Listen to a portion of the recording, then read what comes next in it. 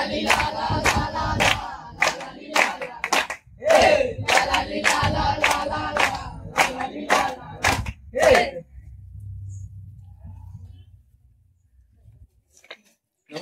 सुस्वागतम. आता आपल्या समोर आपल्या विद्याभवन ऍडव्हान्स शाळेचे विद्यार्थी पथनाट्य सादर करणार आहेत. आणि सर्वप्रथम मोबाईल आपल्याला ऑपरेट करता येतो, पण अनेक असे अशिक्षित किंवा निरक्षर लोक असतात ज्यांना की मोबाईल ऑपरेट करता येत नाही, का आता इंग्रजी समजत नाही, त्यामुळे प्रॉब्लेम्स होतो आणि त्याच्यामुळे अनेक दुष्परिणाम होतात. ते काय होतात ते आता आपण पाहूया. हॅलो, मी बँक ऑफ इंडियातून मॅनेजर बोलतोय. हा बोला बोला. गव्हर्नमेंट कडून पेन्शन जाहीर झालेलं आहे. तुम्हाला पेन्शन पाहिजे का? हो पाहिजे पाहिजे. तुमचा अकाउंट नंबर द्या. 9 5 8 7 6 3 2 1. तुम्हाला ओटीपी नाही बघा, तो आम्हाला द्या. ओटीपी काय मला माहित नाही, फक्त मला कॉलवर बोलता येतात. फोन मध्ये मेसेज आहे बघा, त्याचे देतो. हा थांबा बाबू, काय मेसेज आला ते बघ. हा बोला. 5 3 7 8. हा, मला थोड्याच वेळात पेन्शन आहे बघा. हा मला मोबाईल दे ना. कशाला? हा मित्राला कॉल करायचा आहे. त्याला घे. मेसेज आलाय क्या या? का तुझे 50,000 उरले? काय माहिती नाही. मी कॉल करून बघू का? हा कर. पण स्विच ऑफ येतो फोन. हा वाटतं बँकेवाले पैसे खाऊन गेला वाटतं. थांब, जाऊ का बँकेत मारवे त्याला? नको आपण पोलिसांकडे जाऊ. हा चल.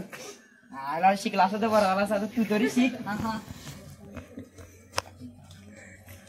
आता आपण बघितलं, बँकेच्या मॅनेजरने फोन केलेला, पण ऍक्च्युअल मध्ये तो मॅनेजरने फोन केलेला नव्हता, तो फ्रॉड कॉल होता आणि त्यांनी ओटीपी घेतला आणि 50,000चं नुकसान झालं. म्हणजे आपल्याला न समजण्या कारणाने, निरक्षर असल्या कारणाने हा प्रॉब्लेम येतो. म्हणून जास्तीत जास्त साक्षर बना. आणि आज इंग्रजी शब्द न कळल्यामुळे कसा कधी कधी म्हणावं त्याला विनोद किंवा जोक होतो तो पहा, आणि न समजल्यामुळे अनर्थ पण होतो. पोस्टमॅन कोणी पाठवले? बघा तुम्ही. हे काय वाचणं? तुम्हीच वाचा. मला मेलला शिकले असतं तर बरं झालं असतं. ये वाचणं. हे मला दिसत नाही. चष्मा असता तर तुला सांगितलं असतं. हे घे. मी कवा शालीन नाही गेला, याला काय वाचून दाखवू? हे वाचून दाखव ना. मी शाळेत गेला नाही, तू म्हणा काय? आता कोण आहे? बाबू, तू शाळेत जातो का? हो. कोणत्या शाळेत जातो? विद्याभवन. ये मला थोडं वाचून दाखव. तुमच्या मुलाचं प्रमोशन झालंय. हा, प्रमोशन झालं. माझ्या मुलाचं प्रमोशन झालं.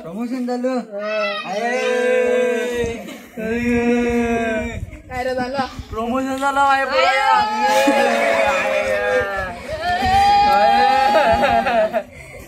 काय झालं? माझ्या मुलाचं प्रमोशन झालं. हे मग पार्टी द्या. तुमच्या मुलाचं प्रमोशन झालं. माझ्या मुलाचं प्रमोशन झालं. प्रमोशन झालं तुमच्या मुलाचं. पार्टी द्या मला. प्रमोशन म्हणजे वाईट झालं माझ्या मुलाचं. अरे वाईट नाही, चांगलं असतं ते. म्हणजे अरे मला काय मारताय? प्रमोशन झालं म्हणजे तुम्हाला कळतं का? प्रमोशन झालं म्हणजे तुमच्या मुलाचा पगार वाढला. हो. आयला शिकले असतं तर बरं झालं असतं. चल तुला पार्टी देतो.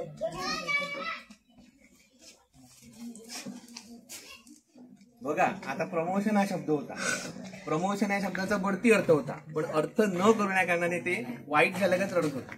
तसंच आज भारतामध्ये बालमजुरी हा सुद्धा एक फार मोठा प्रॉब्लेम झालेला आहे आणि तो चालू आहे, तो संपलेला नाहीये. आणि कसं 1 ते 14 किंवा 1ली ते 8वी पर्यंत सरकार मोफत शिक्षण देते. वह्या, पुस्तकं, दप्तर ह्या सर्व गोष्टी सरकार पुरवते. शिक्षण मोफत आहे तरी सुद्धा आईवडील मुलांना शाळेत पाठवत नाही, तर त्यांनी पाठवलं पाहिजे. त्याच्याविषयी आता आपण प्रसंग बघू.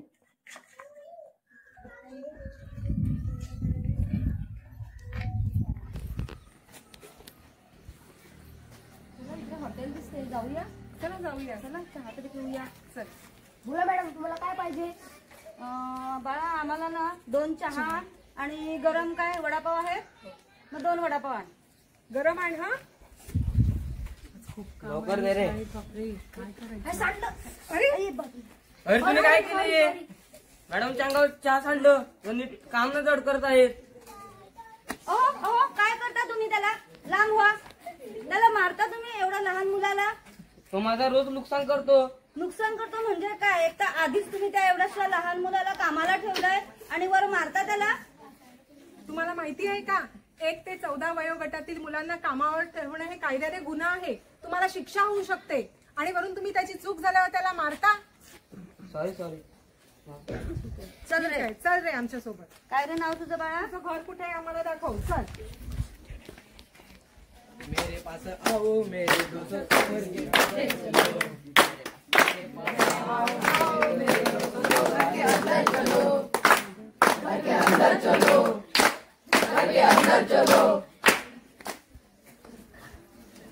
तुझं घर कुठे आहे आम्हाला दाखव जरा.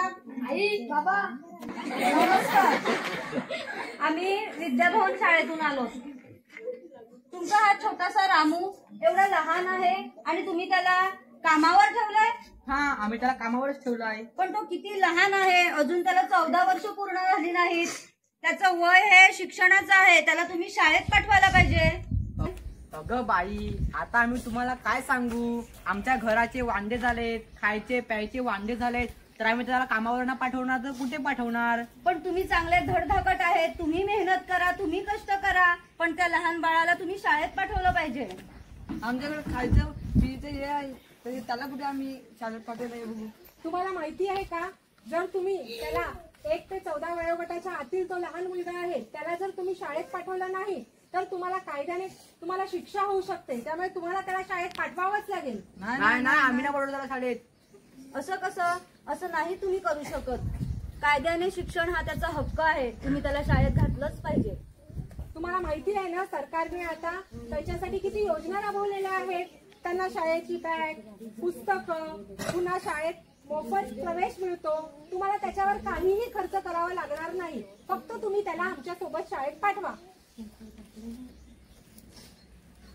मला शाळेत जायचंय.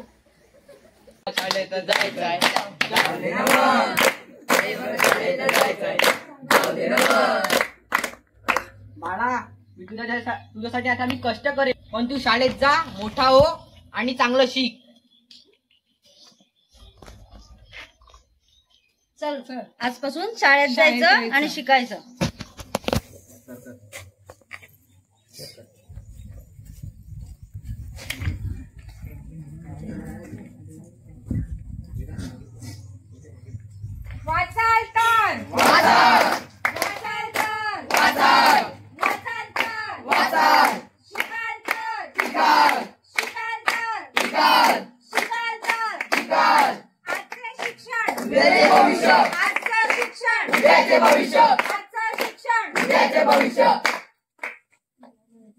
धन्यवाद.